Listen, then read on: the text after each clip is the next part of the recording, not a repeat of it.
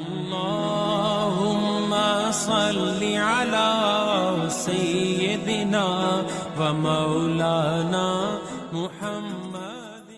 بسم اللہ الرحمن الرحیم. صلاۃ و سلاما علیک یا سیدی یا رسول اللہ وعلی آلک و اصحابک یا سیدی یا حبیب اللہ. گرامی قدر حضرات، عالم برزخ سے کیا مراد ہے؟ عالم برزخ اصل میں ایک حد فاصل کو کہتے ہیں، یعنی دو چیزوں کے مابین جو حد امتیاز، حد فاصل، ایک لکیر خط کھینچا جائے تو اس کو حد فاصل کہا جاتا ہے.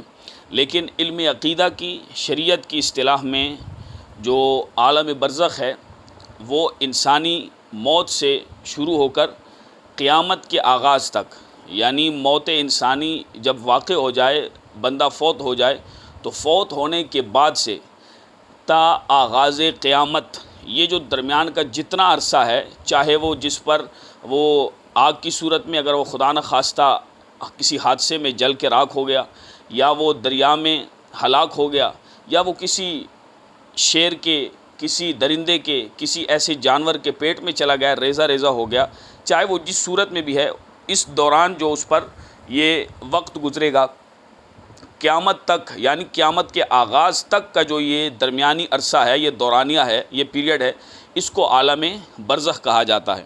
اور قرآن و حدیث کی روح سے وہ جسم و روح پر اللہ رب ذوالجلال کی طرف سے، چاہے جس کے جیسے اعمال ہوں، جس کا جیسا عقیدہ ہو، اس اعتبار سے اس پر ثواب و عذاب کا، جزا و سزا کا سلسلہ یہ رہتا ہے. اور اسے اگر اس کا اعمال، اس کا عقیدہ، اس کے اعمال بہتر ہیں تو یقیناً وہ اللہ کی طرف سے ماجور ہوگا، اجر کا اور ثواب کا مستحق ہوگا. اگر خدا نخواستہ وہ کفر پہ مرا ہے، یعنی کوئی کافر ہے، تو یقیناً وہ جسم و روح کے اعتبار سے اللہ رب ذوالجلال کے عذاب کا مستحق ہوگا. اللهم صل على سيدنا ومولانا محمد.